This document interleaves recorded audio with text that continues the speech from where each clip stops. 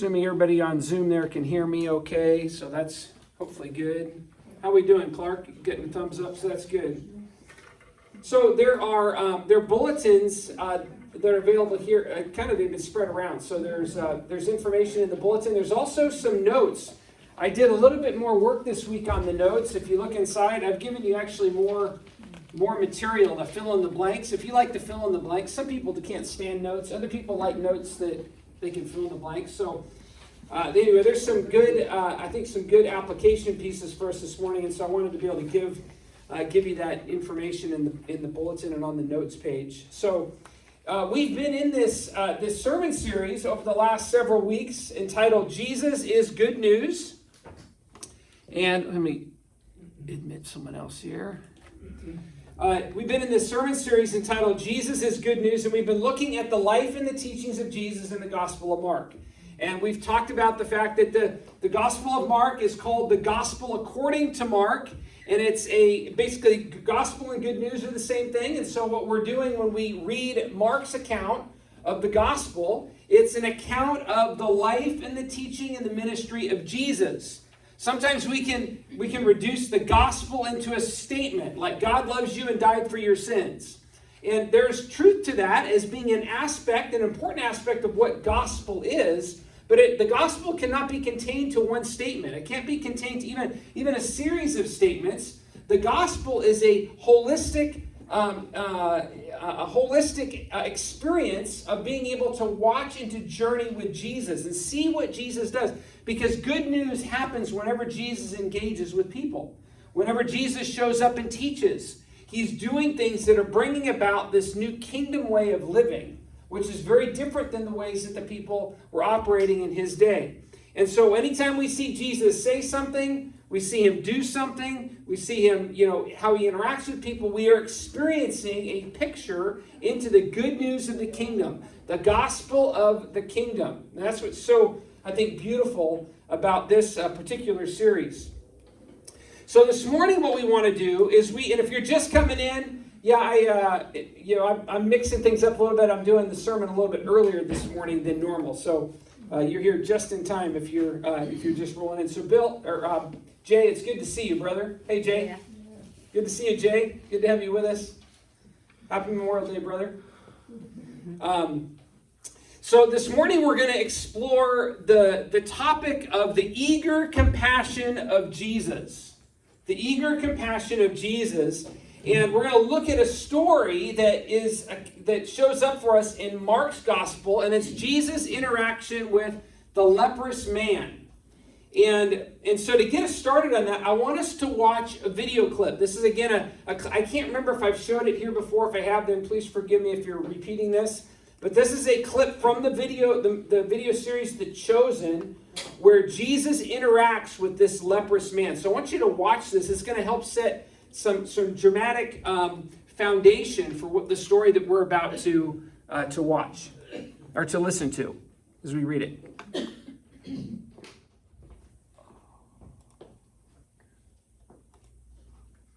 It's a beautiful day or anything, huh? Come on.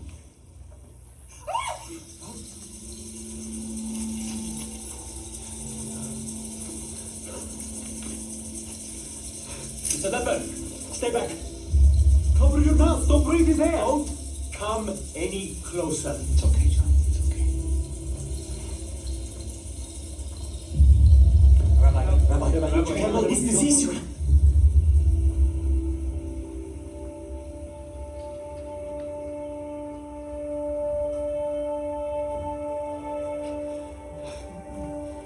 Please.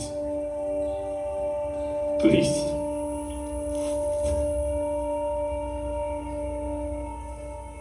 Please don't turn away from me. I won't. Lord, if you are willing, you can make me clean. Only if you want to, I submit to you. My sister, she was a servant at the wedding. She told me what you could do. I know you can heal me if you are willing.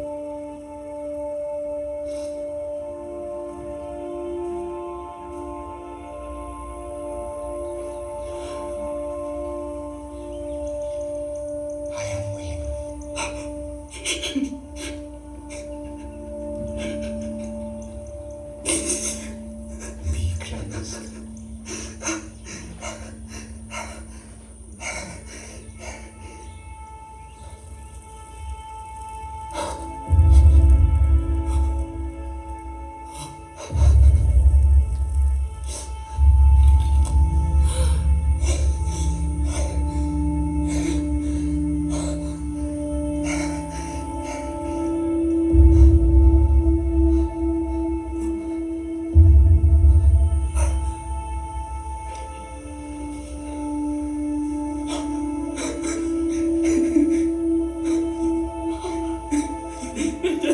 Thank you.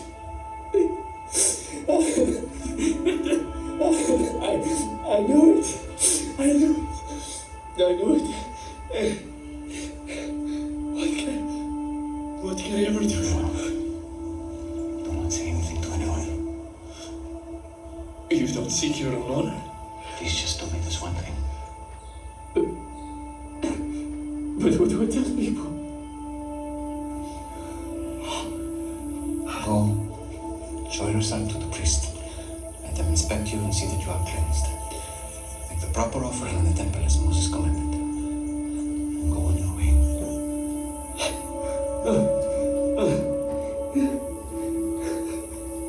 Who has an extra tunic? Just one of you, just one of you. That's enough.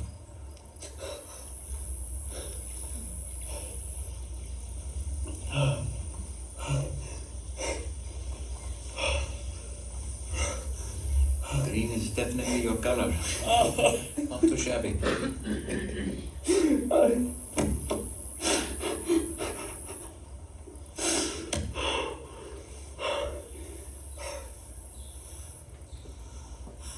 Okay. Hands down. All right.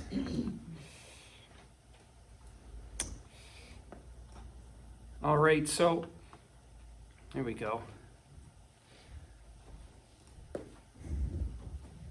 Anyway, I'm not sure if you've seen that clip from the Chosen series yet or not, but it's a great and powerful video that really depicts this encounter that we're going to look at this morning. Does a really good job of putting it into contemporary kind of nuance. The dramatic elements are pretty powerful in that scene. And so let's take a look at this passage that we're going to spend some time in this morning. It's in Mark chapter 1, starting at verse 40. It's going to be up on the screen. And we did this a couple weeks ago, I'd like to encourage you to read along with me in this together. Okay, so let's read this passage together slowly, and then we'll jump into several items related to it this morning. Okay, so again, this is Mark chapter 1, verses 40 to 45. Read with me. A man with leprosy came to him and begged him on his knees, "If you are willing, you can make me clean." Jesus was indignant. He reached out his hand and touched the man. "I am willing," he said, "be clean." Immediately the leprosy left him and he was cleansed. Jesus sent him away at once with a strong warning. "See that you don't tell this to anyone. But go, show yourself to the priest, and offer the sacrifices that Moses commanded for your cleansing, as a testimony to them." All right.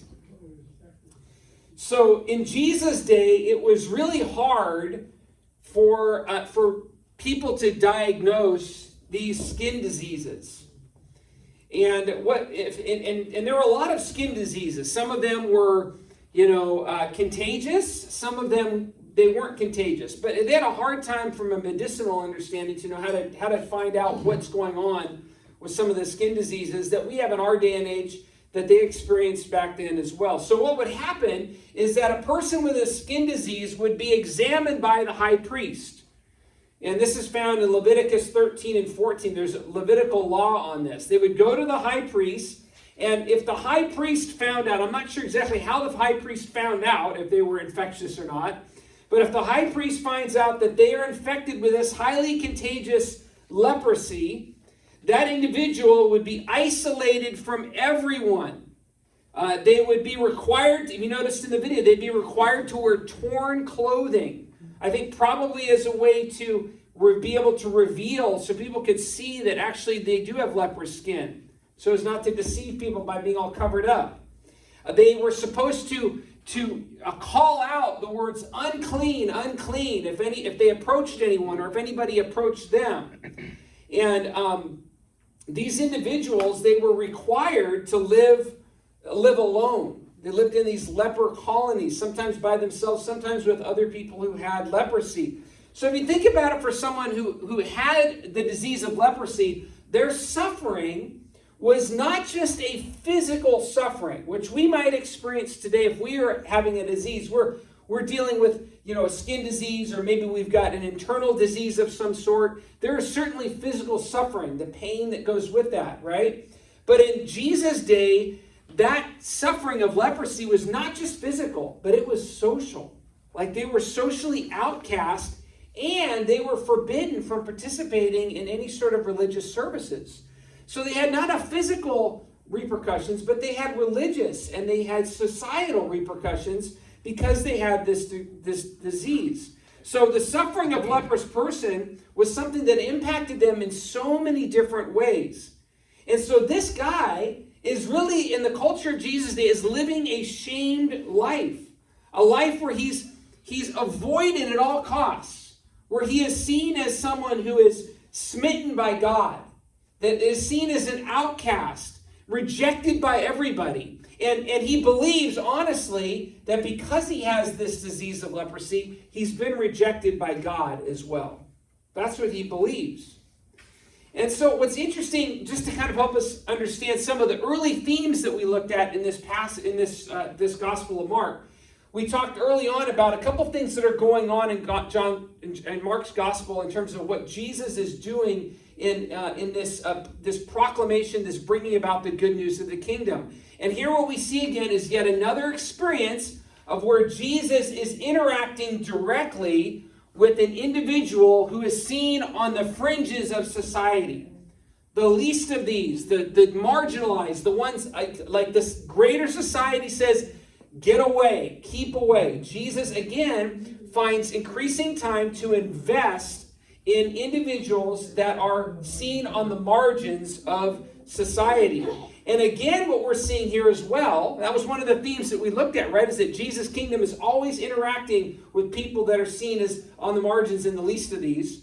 And what we're also seeing as well is that, again, leprosy is a direct result of kind of the curse of sin on the world, right? So it's not that this guy, that it's his particular sin that caused leprosy, right? And that's a lot of times the narrative that was going on in this day. You got sick with something, you have leprosy. Well, you must have done something bad to tick God off because he's inflicted you with it. So you've done something wrong.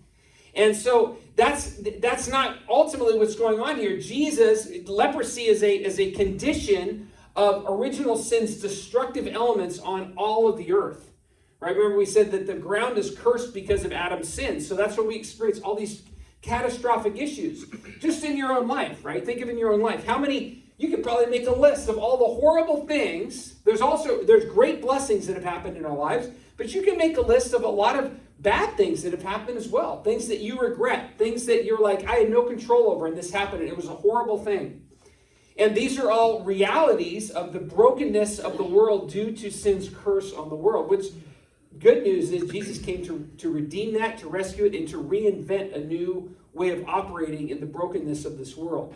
So he's doing this again here with this man with leprosy, and healing this man it's again another frontal attack on the kingdom of the enemy.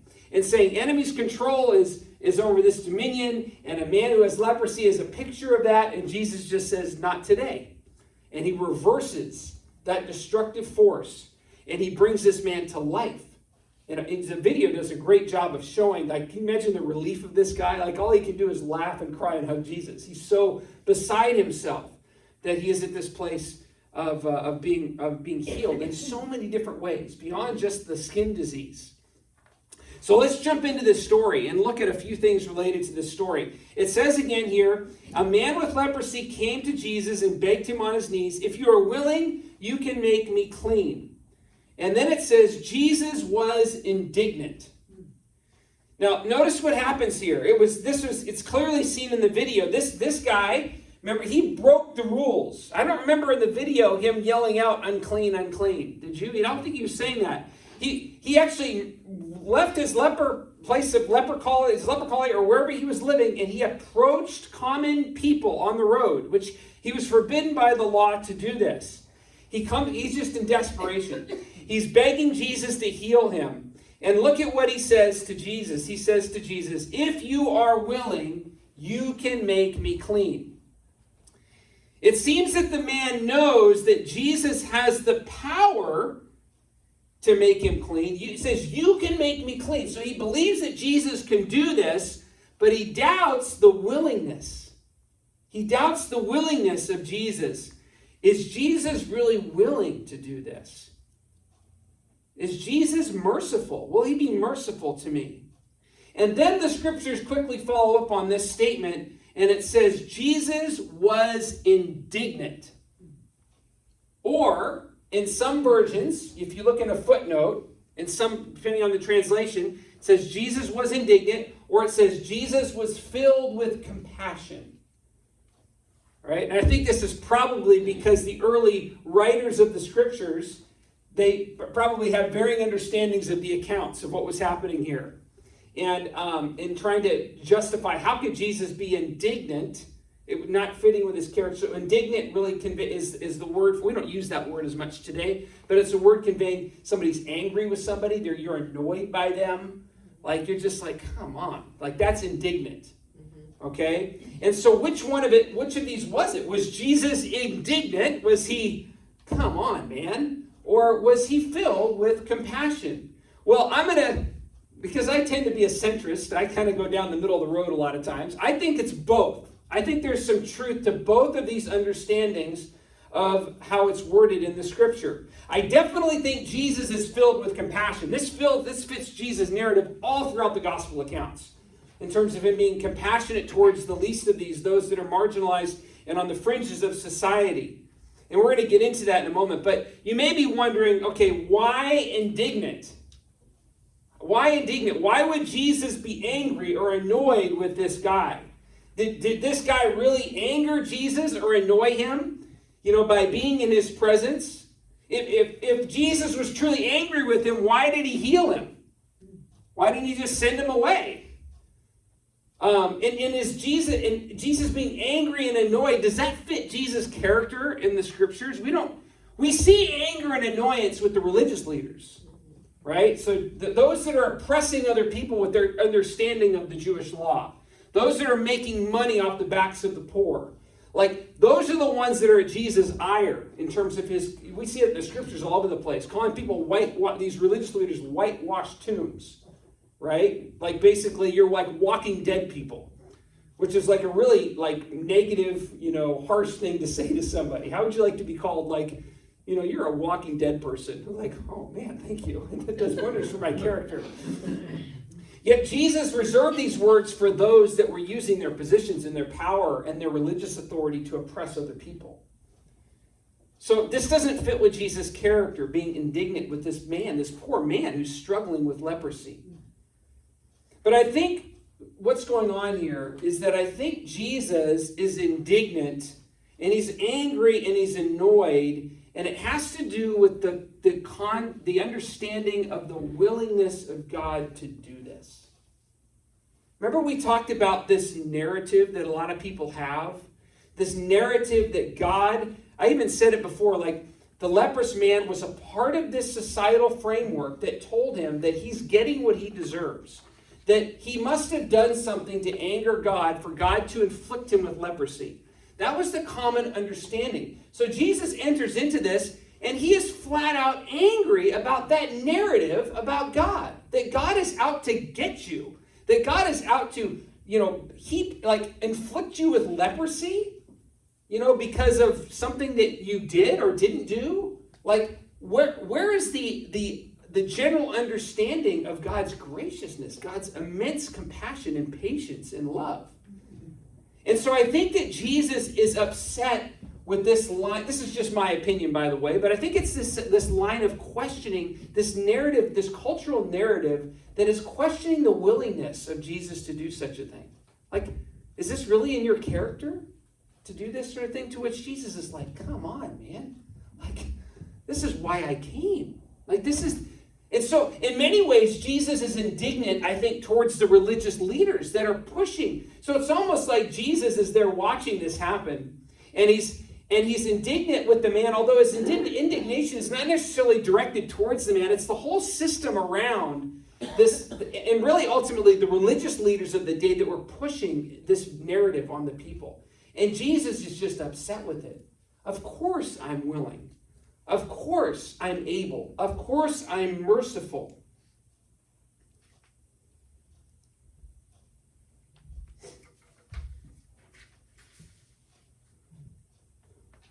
So Jesus is in this place where he's continually needing to reshape the narratives of people in terms of their understanding of the love and the willingness and the goodness of God.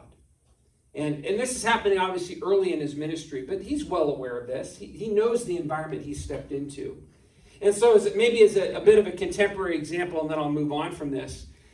Sometimes I feel a little indignant when I'll watch like a movie or a television show where they're painting, like it's kind of a representation of God, that if you better go to church today, otherwise the big man upstairs may get you for it. And so I get a bit indignant when I witness that narrative in you could say the media culture of our day. It's not so much that I'm angry at the actor or even the writers that put that together to find it funny or comical or to sell the show, but it's more indignation towards the underlying cultural assumption of the day that's really fueled by the enemy's destructiveness in the world that wants us to believe that God is not good, that God is angry, that he's pissed off, that he's ready to beat you over the head. And it's that narrative, I think, that Jesus is trying to reverse. He's trying to unpack it in so many different ways. And I think that's part of what's going on in this indignation aspect of Jesus. Romans 8:28 and 29 teach us. Paul tells us in his letter to the Romans. And we know that in all things, God works for the good of those who love him, who have been called according to his purpose. For those God foreknew, he also predestined to be conformed to the image of his Son. This is the nature of the God that we serve. And I know this is directed directly towards, those who love God, like he works for the good. But this goodness of God transcends even those who love him. We've talked about that as well. God blesses all of humanity and pours out his love constantly on us, whether we choose to acknowledge him or not. And in this context here, this shows us the heart of God. God is one who's working for our good. God is one who is working out some good things in our lives. And ultimately, he is attempting, not attempting, because whatever God attempts, he will accomplish. He's desirous of conforming us to the image of his Son.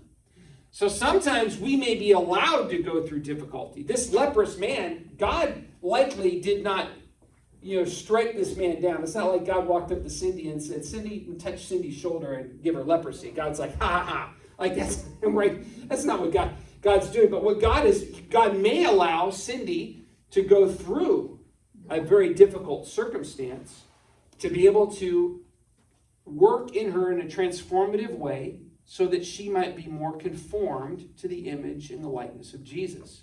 Because that's ultimate goodness. Even though in the moment it seems pretty horrible to us. So it's this understanding that God's heart is for us and not against us. And that's what Jesus is trying to reverse here in the culture that he's a part of. So that's my take on the indignation component. And I want to just mention with this as well, is that as followers of Jesus, we too have a responsibility to help reshape this narrative with people by our words and our actions. It's really up to us as followers of Jesus to paint the picture of Jesus in the right way for those around us who don't know him. right? Because it's all over. I mean, if you ask, you can interview people and ask them, what do you think God is like? Who do you believe God to be and what is he like? You probably get a ton of different answers. But this idea that God is for us and not against us, that God is a giver of uncontainable love and grace and mercy on our behalf, that is not a prevailing concept of God. God helps, what is it, the common phrase, God cares about and supports only those that help themselves, which is like completely heretical to the life and teachings of Jesus. You don't see Jesus operating that way at all. Jesus comes to people and works for the good of people who can't do anything for themselves, that are struggling and are broken and are at their wits' end. And he invades and he works and he transforms. And then he invades their lives and they do amazing things with God's Spirit working and breathing through them to accomplish the works of God in their lives. So anyway, so we have a responsibility to reshape that narrative with people in our words and our actions. So now that we've talked about this indignation concept, I want to talk about a few things. There's 4 things on your sheet, and that relate to the reality of the compassion of Jesus. And it says here that he reached out his hand and he touched the man, and he said, "I am willing, be clean." And immediately the leprosy left him, and he was cleansed. So, what is one of the first things that we learn about? How did I phrase it on the insert there? Compassion is not the blank slate. Oh, okay. So the first thing we see from this passage related to the compassion of Jesus is that compassion is at the very heart of God. It's important that we know this, that compassion is at the very heart of God. In this story in general shows us the true heart of God. God is one who suffers with. That's what compassion means. Compassion. Suffering with is what the word means. And so Jesus in this story is suffering with this man. He identifies with him. He's hugging him. He's holding him. He is there with him in his brokenness. He is exercising compassion. He is suffering with him. This man is an outcast. He shouldn't have approached Jesus. He should have stayed away. But Jesus takes time out of his day to show value and to show love and respect and care to a man who has never had it. And by the way, he goes out and he touches the man. Think of the implications of that. He actually touched the leprous man. This man has not been touched in years, in decades, however long he's had leprosy. He has been socially ostracized. Jesus makes a point to touch him. Jesus could have Jesus was with God at creation and spoke creation into existence. Jesus could have spoke healing into this man without touching him, but he chose to touch him, put his hand on him. This shows God's heart to identify, to communicate love and value. It's a beautiful picture of the heart of God. So disciples are people. It's kind of a long, again, one of my long statements, so bear with me. But disciples are people who look at the world with the eyes of Jesus and look to meet needs and to show God's agape love. Disciples are people who look at the world with the eyes of Jesus, with the eyes of compassion, the suffering with, and look to meet needs and show God's agape love. This is what Jesus does, and this is what we learn about Jesus' compassion to this man. The second thing that we learn from this passage is that compassion risks because love is so important. Compassion risks because love is so important. Jesus reaches out, touches this man. Jesus essentially, according to Jewish law, Levitical law, Jesus defiles himself by doing this. Jesus is required, after interacting with the leprous man, I have to go back and look at the exact verse in Leviticus, but Jesus is now required to separate himself from the community, so as to not defile other people. It's kind of like in the world that we've been in now with COVID, right? In terms of the rules, in terms of if you've had it, you're supposed to, isolate, and then only after a certain period of time can you re-engage society. In Jesus' day, very similar. Very similar. It was much like this. And so Jesus touches him. He defiles himself, which means that Jesus risks his own spiritual health according to the rules of the day, which Jesus knows he's not doing. But according to the religious leaders, Jesus is risking his standing as a rabbi, his standing as a Jewish individual, a Jewish man in that society. because he was interacting with this leprous man. What are his disciples thinking? Like, Jesus is doing this? We've never seen anybody do it. Now Jesus is walking back to us. Oh no, what do we do now? We've been exposed, right? And so there's all these weird nuances, right? Compassion risks because love is so important. But loving this man and helping him in his deepest, darkest hour was more important than any other thing. Jesus risks because to not risk would be further destructive in terms of the well-being of this individual. And so disciples are people who risk, go to that next slide, just. Thanks. Disciples are people who risk reputation, health, and even safety to spread God's love. Disciples are people who risk reputation, health, and even safety to spread God's love. Now, I'm not advocating that God asks you to go out and expose yourself to really bad health situations. Just be able to say, I'm risking myself, Jesus, for you. Right? I'm not saying that, but I'm saying, like, think about this in the context of like when you have a child who's sick, or even if you witness a car accident. You know, our drive and desire a lot of times is to want to care for people in compassion. And so much so that we will rush to the scene to help no matter what's going on. It's even in more recent times that we've been more instructed by health officials, be careful in terms of how you're interacting with an accident scene and somebody where there's blood. Like, and blood being exposed to blood because of disease and contamination, all these things. Like, so, but the desire, the human desire that I think is generated as an image-bearing aspect of God is to want to embrace and to assist people however we can. Think of it particularly with loved ones and people that you know. Like, sometimes the health things go out the window when your desire is to care for that. It is more important to care for that person right now than any consequences that might come to me. So that's just from a health perspective, but talk about it in terms of like reputation, and even some of our own, you know, like I said, our own safety. So again, what I'm not saying is don't run headlong into making bad decisions that aren't wise and safe. I'm not saying that, but I'm trying to emphasize the fact that compassion has a risk element, that it will cost us, that it may lead us to do things that are outside the box, things that why did I do a missions trip to Vietnam several years ago? I was, it was like, that's not a great place to go these days, like in terms of like how they're treating Christians there. But there was this sense of like, no, this is what God's calling us to do. And we want to partner with underground church planters in Saigon. And so we're going to do this, and it's going to come with a cost, right? We know that we did experience some of the cost. We did get on the radar of the government. We did have to fall back into our tourist mode and go visit the Cu Chi tunnels on the border of Vietnam and Laos to kind of show, no, we're really here as tourists because the government of Vietnam does not look favorably upon, Americans coming into the country that are Christians doing what we were doing. So there's this aspect of risk, right, that's inherent in many ways to being a follower of Jesus, in particular ways as it relates to Jesus' compassion and our desire to show compassion to people around us. The third thing that I want us to look at this morning is that compassion does. Compassion does. Jesus actually heals this guy.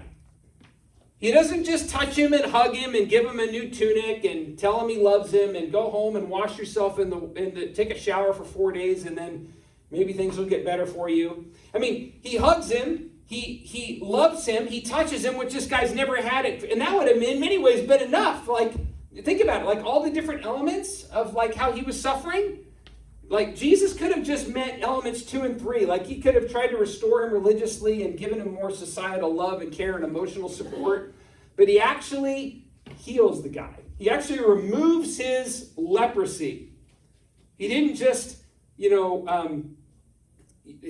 do something halfway with this guy.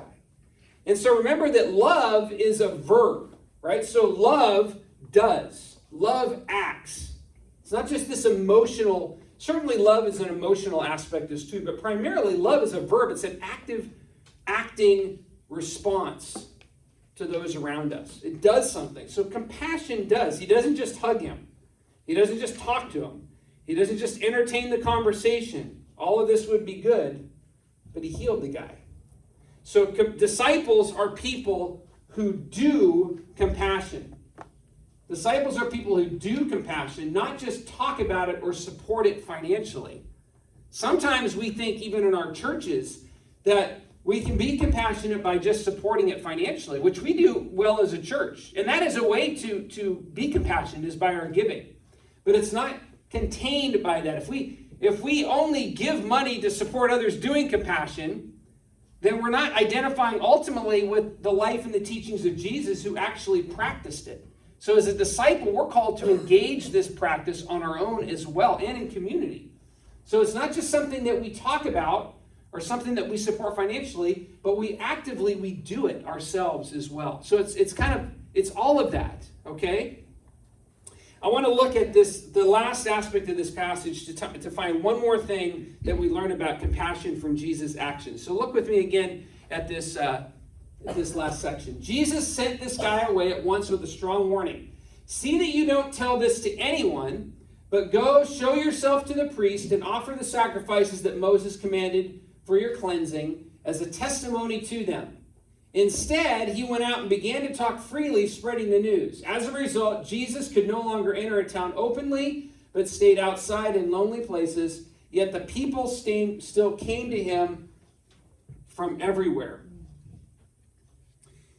Number 4, practicing compassion is stronger than the consequences.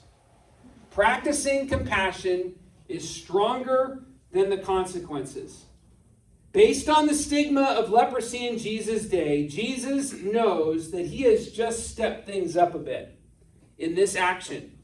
This is different than just healing some dude that was possessed by a demon, or somebody that was not able to walk since birth.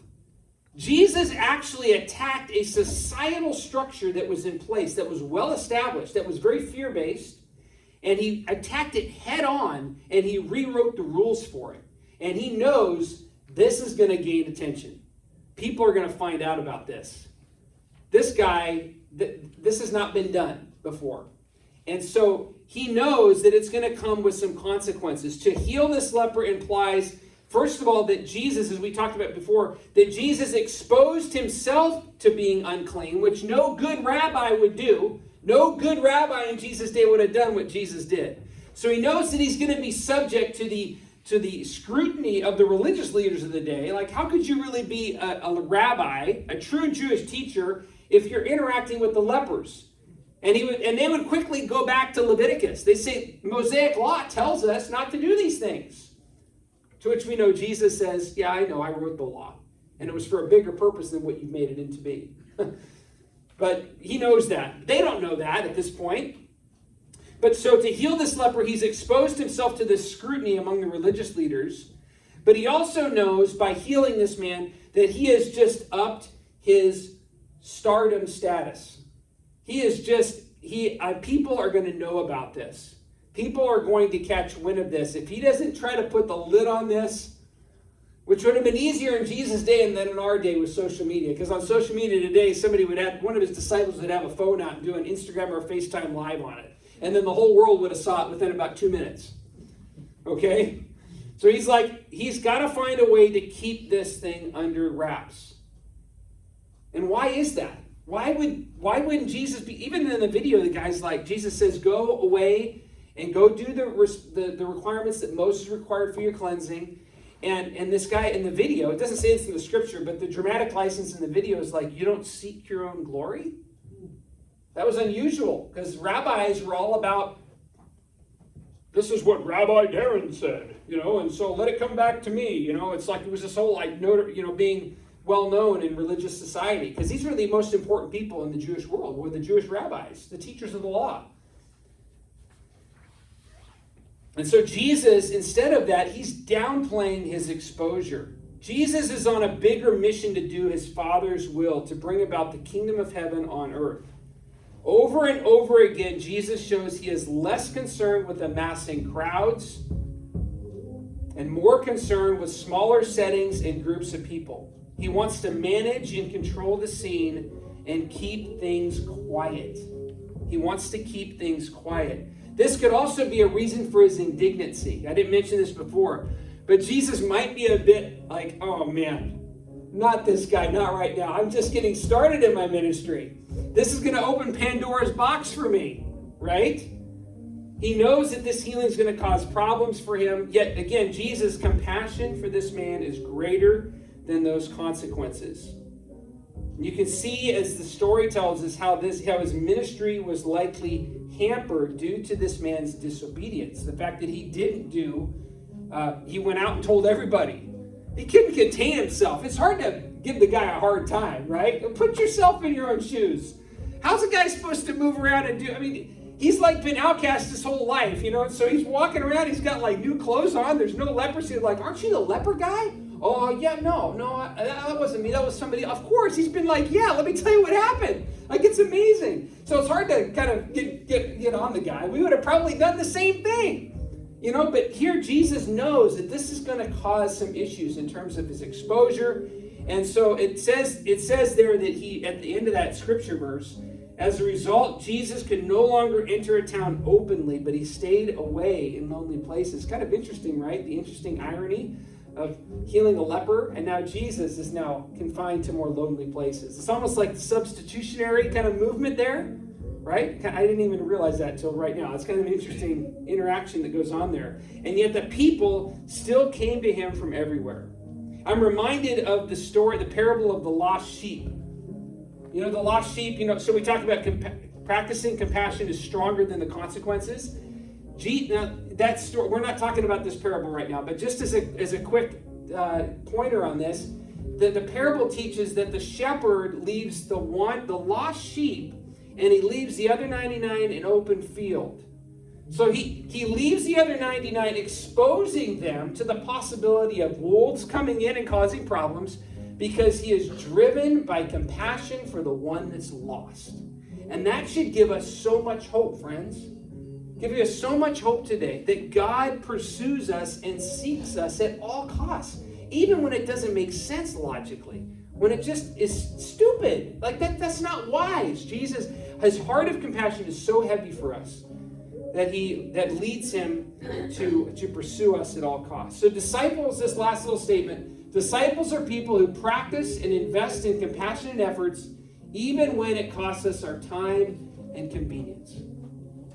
We practice and invest in compassionate efforts even when it costs us our time and convenience. Let me close with prayer.